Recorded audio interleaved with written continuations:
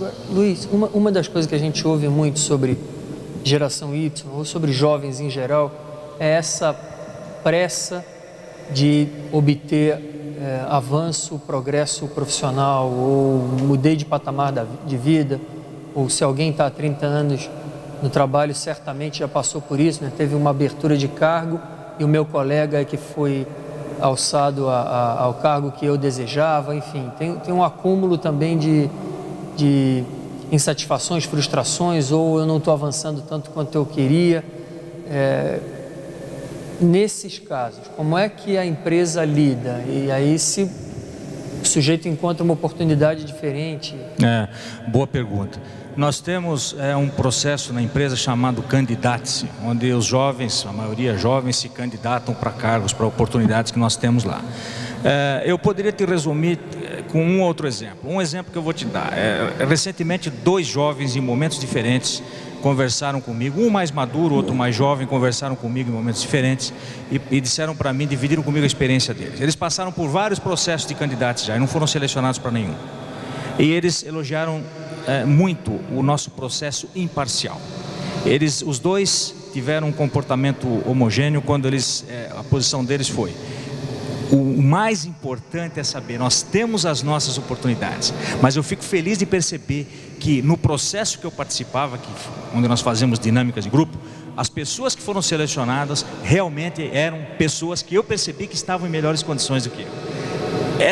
Quando essa iniciativa parte do funcionário, você não tem a dúvida de 2 pessoas diferentes no chão de fábrica, é um clima que está espalhado dentro da fábrica, dentro do ambiente. As pessoas têm essa noção. Então esse é um ponto. O segundo ponto nossa fábrica é uma fábrica, a nossa empresa trabalha muito no desenvolvimento e proporciona autodesenvolvimento para as pessoas. É uma prática, é comum no mercado você ouvir que o funcionário que por alguma razão deixou a Caterpillar, nós tivemos agora recentemente, tivemos que fazer uma redução forçada em função dessa crise de 2009, nós reduzimos o nosso quadro consideravelmente e nós tivemos 3 tipos de experiências. Primeiro, as pessoas estavam ansiosas para voltar para a Caterpillar. Segundo, ouvi coisas do tipo que empresas não admitiam funcionários que tinham saído da Caterpillar porque sabiam que quando tivesse uma vaga amanhã, eles gostariam de voltar para a Caterpillar. E terceiro, essas pessoas, quando tiveram a oportunidade de voltar, maciçamente as pessoas dizem: não existe lugar no mundo melhor para trabalhar. Claro que quando digo isso, logicamente esse exemplo serve para mim, serve para todas as empresas que estão aqui presentes. Eu não tenho dúvida que as pessoas pensam da mesma maneira. E para muitas outras empresas aí no ranking das 100, 200 melhores empresas para se trabalhar.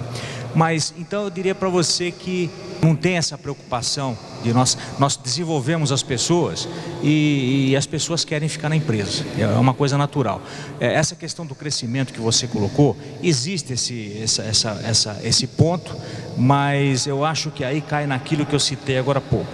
É muito importante para todas as pessoas elas entenderem a cultura da empresa, o contexto em que elas estão e entenderem que seja na Caterpillar ou seja qualquer empresa, normalmente as oportunidades para crescimento elas vão diminuindo na medida que as pessoas vão progredindo.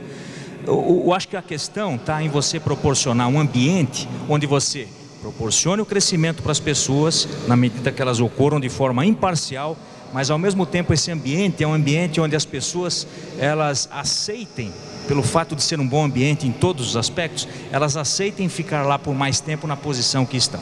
E nós temos pessoas com 15, 20 anos, muitas vezes numa mesma função, mas atuando como se tivessem período de experiência.